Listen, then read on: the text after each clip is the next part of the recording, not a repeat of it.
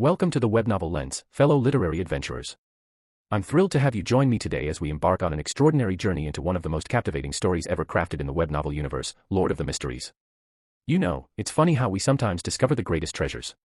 When I first heard about Lord of the Mysteries being hailed as the best webnovel out there, I'll be honest with you, I was incredibly skeptical. Over 1,400 chapters. That's a mountain of content. I initially planned to skip it entirely. Who has time for that, right? But curiosity got the better of me, and I decided to read just the first chapter to see what all the fuss was about. Big mistake, or perhaps the best decision ever. I couldn't stop. One chapter turned into 10, 10 into 50, and before I knew it, I was completely immersed in Klein Moretti's world, desperately clicking for the next chapter at 3 a.m. on a workday. Unlike what some might suggest, this isn't just another fantasy story with a predictable trajectory. Author Cuttlefish that's passionate about sleeping has crafted something truly unique here, a brilliant fusion of Victorian steampunk aesthetics, eldritch cosmic horror reminiscent of Lovecraft, and an intricate mystery that unravels like the finest detective novel. The result? A web novel that stands tall with a staggering 4.85 out of 5 stars across multiple platforms. Those aren't just numbers, they represent countless readers who, like me, found themselves utterly captivated. The story begins with our protagonist, Klein Moretti, experiencing excruciating pain, the aftermath of transmigrating into the body of someone who had just committed suicide. From the very first paragraph, you're thrown into this bewildering scenario that immediately raises questions. Why did the original Klein shoot himself? What dark secrets prompted such a desperate act? This hook is masterfully executed, pulling you into a narrative that refuses to let go. What sets Lord of the Mysteries apart from countless other transmigration stories is how Klein approaches this new world. He doesn't immediately become overpowered or stumble upon some cheat ability. Instead, he uses his modern analytical thinking and psychological understanding to navigate a world where supernatural powers are obtained through rigorous methodology and careful preparation. It's refreshing to see a protagonist who relies on intelligence and strategic thinking rather than sheer luck or plot armor. The power system in this novel deserves special mention. Forget your typical cultivation routes or mana pools. In this world, supernatural abilities are gained through a process called Beyonder Pathways, 22 distinct routes to power, each corresponding to the major arcana tarot cards. To advance in power, individuals must consume carefully formulated potions, each carrying significant risks. Make a mistake, and you don't just fail, you lose your humanity, becoming a grotesque monster driven by twisted desires. This system isn't just window dressing, it's integral to the plot, the world, and the character development throughout the story. I remember sitting wide-eyed as Klein took his first potion, holding my breath as he faced the possibility of losing his sanity. The tension Cuttlefish builds in these moments is palpable, making each advancement on the power ladder feel earned and significant. Now, let me tell you about one of the most captivating elements of this story, the mysterious gray fog and the tarot club. Early in his journey, Klein discovers he can access a bizarre pocket dimension filled with swirling gray fog. Within this space, he can manifest a majestic temple and, by connecting with floating red stars, bring other individuals into this realm while concealing his true identity. This leads to the formation of the Tarot Club, a gathering of individuals from various backgrounds, each with their own secrets and agendas. These Tarot Club meetings are narrative masterpieces. Klein assumes the persona of the Fool, a seemingly omniscient, ancient being who orchestrates these gatherings. The other members, believing him to be a powerful entity, share information and form alliances under his guidance. The dramatic irony is delicious. We know Klein is essentially bluffing his way through these encounters, yet he pulls it off with such finesse that even we sometimes forget he's not the all-knowing deity he pretends to be. What makes these gatherings particularly fascinating is how they connect different parts of the world. Members come from various nations and backgrounds, providing crucial insights into the world's functioning. Through their interactions, we learn about the different cultures, historical events, and supernatural phenomena occurring across this vast setting. It's world-building at its finest, organic, relevant to the plot, and utterly engaging. Speaking of world-building, the setting of Lord of the Mysteries is exceptionally rich and detailed. The primary location, Lone Kingdom, evokes a Victorian-era England with gas lamps, steam engines, and rigid social hierarchies. But there's a twist. This world is recovering from an apocalyptic event known as the Cataclysm, which occurred about 2,000 years ago. The once ruling 7 orthodox gods have vanished, leaving behind remnants of their power and fragmented knowledge. Only a portion of the world map is known to its inhabitants, with vast areas still shrouded in mystery. This world feels lived in, with its own religions, political systems, and supernatural phenomena. There are secret organizations pursuing ancient artifacts, churches battling eldritch horrors, and ordinary people trying to survive in a world where cosmic entities occasionally break through the fabric of reality. It's complex without being confusing, detailed without being overwhelming. The pacing of Lord of the Mysteries deserves special mention. The first major arc, often referred to as the Clown arc, adopts a deliberately slower tempo compared to later sections. This isn't a shortcoming but a deliberate choice to establish the foundations of this intricate world. Cuttlefish expertly weaves together seemingly mundane activities with sudden, shocking revelations or visceral descriptions that leave you reeling. One moment, you're following Klein through his daily routine, the next, you're confronted with a horrifying supernatural event that changes everything.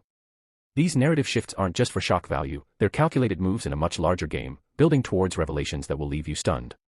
Let's talk about the characters populating this incredible world. Klein himself undergoes tremendous growth throughout the story. Starting as an ordinary historian thrust into extraordinary circumstances, he gradually evolves into a master of disguise, adopting various personas to navigate different social strata and dangerous situations. Each identity, whether it's the mysterious detective Sherlock Moriarty, the flamboyant magician Gehrman Sparrow, or the dignified scholar Duane Dantes, feels distinct and serves a specific purpose in his journey. The supporting cast is equally compelling. The members of the Tarot Club, Justice, the Hermit, the Magician, the Sun, and others, each have their own complex motivations and backgrounds.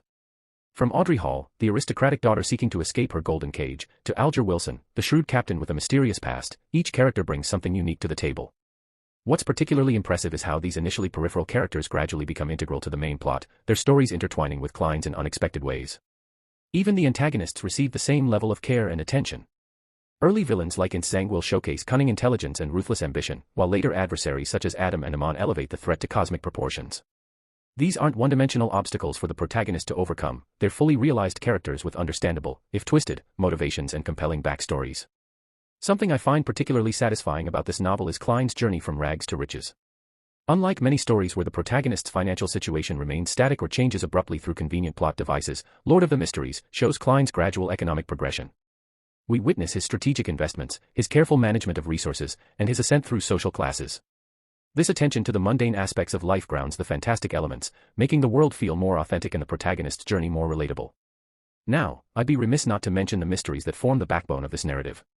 From the circumstances of Klein's transmigration to the nature of the Grey Fog, from the disappearance of the gods to the origins of the Beyonder pathways, questions abound from the very beginning. What makes these mysteries so compelling is how they're resolved. Answers don't just end plot lines, they open new questions, revealing that what you thought was the entire puzzle was merely one piece of a much larger picture. The cliffhangers in this novel deserve special mention, they're diabolically effective. Cuttlefish has a knack for ending chapters at the most tantalizing moments, revealing just enough to satisfy your immediate curiosity while planting seeds for even greater mysteries.